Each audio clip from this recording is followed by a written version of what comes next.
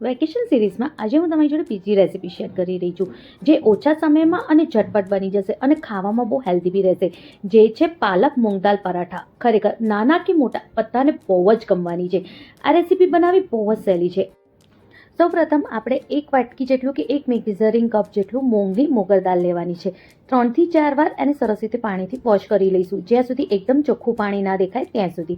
જ્યારે એકદમ સરસ ચોખ્ખું પાણી દેખાય તો 2 ગ્લાસ પાણી ઉમેરીને 2 કલાક માટે એને ઢાંકીને સાઈડમાં મૂકી દઈશું. અગર તમારી જોડે 2 કલાકનો ટાઈમ નથી તો એકદમ ગરમ પાણીમાં 15 મિનિટ માટે એને પલાળીને સાઈડમાં મૂકી દેવાનું. જ્યારે સરસ રીતે દાળ ફૂલી જાય તો કંઈક આવી રીતે થઈ જાય. હવે પાણીમાંથી એને કાઢીને એકદમ કોરી કરી દેવાની અને કોરી દાળને આપણે મિક્સર જારમાં લઈ લેવાનું છે. થોડીક મિક્સર જારમાં દાળ ઉમેરવાની અને એને ક્રશ કરવાની. આપણે એને અધકચરી ક્રશ કરવાની છે. આખી દાળ દેખાય ને એવી રીતે આપણે એને ક્રશ કરવાનું છે અને ખાસ કરીને પ્લસ મોડ ઉપર ક્રશ કરવાનું છે. બધી દાળ આવી જ રીતે આપણે ક્રશ કરીને રેડી કરીને સાઈડમાં મૂકી દેવાની. મેં અહીંયા એક જોડી જેટલી પાલક લીધી છે, લગભગ 200 ગ્રામ જેટલી પાલક છે. એને પહેલાં આપણે પાણીથી સરસ રીતે વોશ કરી લઈશું. વોશ કરીને કોરી કરી લઈશું. કોરી કર્યા પછી આવી રીતે એકદમ ઝીણી આવી રીતે આપણે પાલકને સમારી લેવાની છે. હવે એને એક મોટા તાસમાં લઈ લઈશું. તાસમાં આપણે થોડુંક આમાં મીઠું ઉમેરીશું, જે પ્રમાણે આપણે લોટ બાંધવામાં મીઠું નાખવાના હોઈએ એ પ્રમાણે. હવે આપણે એને પલળવા માટે સાઈડમાં મૂકી દઈશું, જ્યાં સુધી આપણી દાળને વઘારી દઈએ. દાળને વઘારવા માટે એક તોડામાં આપણે 2 મોટા ચમચા જેટલું તેલ લેવાનું છે. 1 ચમચી જેટલું આપણે આમાં રાઈ ઉમેરવાની છે. 1/4 ચમચી જેટલું હિંગ ઉમેરવાનું છે. 1 ચમચી જેટલું આપણે આમાં જીરું ઉમેરીશું. 1 ચમચી જેટલું આપણે દેશી વરિયાળી ઉમેરીશું. હવે આની અંદર મેં 2 ચમચી જેટલું આદુ લસણ મરચાંની પેસ્ટ ઉમેરી છે. અગર તમે લસણ નથી ખાતા તો તમે એકલા આદુ અને મરચાંની પેસ્ટ પણ ઉમેરી શકો છો. એકદમ ધીમા ગેસે આપણે આદુ મરચાંની પેસ્ટને શેકવાનું છે. જ્યારે એ શેકાઈ જાય તો એક મીડિયમ સાઇઝની ડુંગળીને આવી રીતે લાંબી આપણે સમારીને ઉમેરવાની છે. એને પણ 2 મિનિટ માટે આપણે સરસ રીતે શેકી લઈશું. જ્યારે એ શેકાઈ જાય તો આપણે જે દાળ ક્રશ કરીને રાખી છે ને એને બધાની જોડે આપણે મિક્સ કરી દેવાની છે. ડુંગળીનો સહેજ કલર બદલાય પછી જ આપણે એમાં દાળ ઉમેરવાની છે, એ પહેલાં દાળ નથી ઉમેરવાની.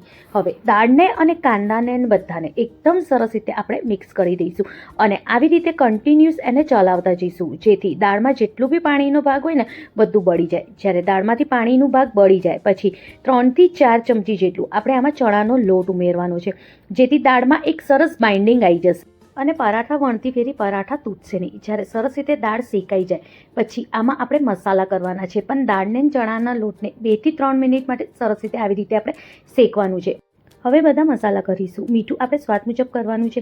1 ચમચી જેટલું ગરમ મસાલો અને 2 ચમચી જેટલું આમાં આપણે લાલ મિર્ચ પાવડર ઉમેરવાનું છે. બસ આટલા જ મસાલા ઉમેરવાના, બીજા કોઈ મસાલા ઉમેરવાની જરૂર નથી. બધાને એકવાર સરસ રીતે આપણે મિક્સ કરવાનું છે. મસાલાને અને દાળને એકદમ સરસ રીતે મિક્સ કરવાનું, જેથી બહુ સરસ રીતે મસાલા દાળની જોડે મિક્સ થઈ શકે અને 2 મિનિટ માટે સરસ રીતે આપણે શેકી બી લેવાનું. જ્યારે એકદમ સરસ રીતે શેકાઈ જાય છે અને જ્યારે આ મસાલા મિક્સ થઈ જાય છે તો જો કંઈક આવી રીતે દેખાય છે. હવે આને આપણે એકદમ સરસ રીતે ઠંડુ થવા દઈશું. જ્યારે એકદમ સરસ ઠંડુ થઈ જાય તો 1 ચમચી જેટલું અમચૂર પાવડર અને થોડી ઉપરથી આપણે કોથમીર વપરાવાની છે. બધાને એકવાર સરસ રીતે મિક્સ કરી દેવાનું. જ્યારે દાળ ઠંડી થશે તો ઓટોમેટિકલી એકદમ છૂટી દાળ બનીને રેડી થઈ જશે. અગર તમે સવારમાં આ નાસ્તો બનાવવા માંગો છો તો રાતે પણ તમે આ જે સ્ટફિંગ છે દાળની એ બનાવીને રાખી શકો છો.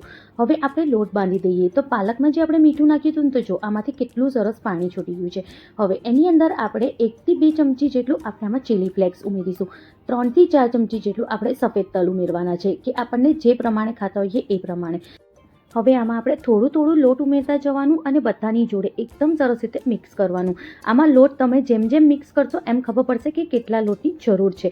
પહેલાં આપણે એકદમ સરસ રીતે મસળીને લોટને મિક્સ કરવાનું છે. એકદમ દાણીદાર લોટ થવો જોઈએ, જો કંઈક આવી રીતે, જેથી પાલકની જોડે લોટ એકદમ સરસ રીતે મિક્સ થઈ જાય. જ્યારે એકદમ સરસ મિક્સ થઈ જાય પછી આપણે ખાલી પાણીને છાંટતા જવાનું છે અને લોટને આપણે બાંધતા જવાનું છે. આપણે રોટલીનો લોટ હોય ને બસ એવો જ આપણે લોટ બાંધીને રેડી કરવાનું છે. બસ આટલો સોફ્ટ લોટ હોવો જોઈએ, બહુ કાઠો લોટ બી નહીં બાંધવાનો. બસ આવી જ રીતે જ્યારે લોટ બંધાઈ જાય તો થોડું ઉપરથી તેલ લગાવી દઈશું અને બધાની ઉપર સરસ રીતે તેલ લાગી જાય એવી રીતે આપણે એને મિક્સ કરી દેવાનું છે. આ જો કંઈક આવી રીતે આપણો લોટ બંધાઈને રેડી છે. હવે તરત જ આપણે એના પરાઠા બનાવી લઈશું. બહુ વાર રાખીશું નહીં તો શું થશે, પાલકમાંથી પાણી છૂટશે અને લોટ બહુ ઢીલો થઈ જશે. હવે જેમ આપણે પરાઠા બનાવીએ છીએ બસ એટલી જ જાડી સાઇઝના આપણે પરાઠાને વણી લઈશું. જ્યારે વણાઈ જાય તો વચ્ચે આપણે આવી રીતે સ્ટફિંગ ભરવાની છે, જે આપણે દાળની બનાવી છે. બસ આવી જ રીતે તમે જે શેપ આપવા માંગતા હો, ચોરસ, ત્રિકોણ, ગોળ, એ પ્રમાણે આપણે એની સ્ટફિંગ ભરવાની અને એવી જ રીતે આપણે એને વાળી દેવાનું છે. મેં અહીંયા ત્રિકોણ પરોઠા બનાવ્યા એટલે મેં એને આવી રીતે ત્રિકોણ શેપ આપી દીધું છે. એક વાતનું ખાસ ધ્યાન રાખવાનું કે એક બી કિનાર જ્યાં આપણે જોઈન્ટ કરીએ ત્યાં છે ને ખુલવી ના જોઈએ. આપણે એને બરોબર પેક કરવાનું છે. બધી કિનારને આપણે દબાઈને પેક કરવાની છે, જેથી જે આપણું સ્ટફિંગ છે એ પરાઠાની બહાર ના આવે. બસ આવી જ રીતે આપણે પરાઠાને જ્યારે ભરી દઈએ ત્યારે આપણે એને એકવાર ઉપરથી અટામણ નાખીને આવી રીતે હાથેથી દબાઈ દેવાનું, જેથી જે આપણું સ્ટફિંગ છે પરાઠાની ચારે બાજુ સરસ રીતે ફેલાઈ જાય. હવે એકદમ હલકા હાથે આપણે ખાલી એને થોડુંક જ ફેલાઈ દઈશું, જો કે આવી રીતે. અને જો કેટલા સરસ ત્રિકોણ પરાઠા બનીને રેડી છે. પરાઠાને શેકવા માટે પહેલાં આપણે તવીને એકદમ સરસ ગરમ કરવાની અને થોડું તેલ લગાવવાનું. થોડું તેલ લગાવ્યા પછી ગેસની ફ્લેમને એકદમ ધીમી કરી દેવાની. પછી આપણે એની પર પરોઠા શેકવા મૂકવાનું. મીડિયમ ગેસ ઉપર આપણે પરાઠાને શેકવાનું છે. આપણે બહુ હાઈ ગેસ નહીં કરવાની, બહુ ધીમી નહીં, એકદમ મીડિયમ ગેસ રાખવાની અને એકદમ મીડિયમ ગેસ ઉપર ક્રિસ્પી પરાઠા થાય ત્યાં સુધી ઉલટ પુલટ કરીને આપણે એને શેકવાના છે. જો કંઈક આવી રીતે જ્યારે એકદમ સરસ ક્રિસ્પી થાય છે ને ત્યારે જ આ પરાઠા ખાવામાં બહુ જ ટેસ્ટી લાગે છે. આને તમે સવારના નાસ્તો હોય કે રાતના જમવામાં તમે બહુ જ આસાનીથી ઘરે બનાવી શકો છો. અને દહીં જોડે, અથાણા જોડે તો બહુ જ ટેસ્ટી લાગે છે. એકવાર તમે મારી રીતથી આ પાલક મૂંગ દાલ પરાઠાની રેસીપી જરૂરથી ટ્રાય કરજો.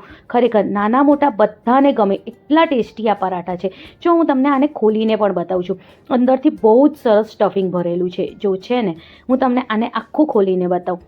કિનારો સુધી સરસ રીતે સ્ટફિંગ ભરેલું લાગે છે. જો કંઈક આવી રીતે આજની પરાઠાની રેસીપી થોડી બી ગમી હોય તો લાઈક જરૂરથી કરજો. થેન્ક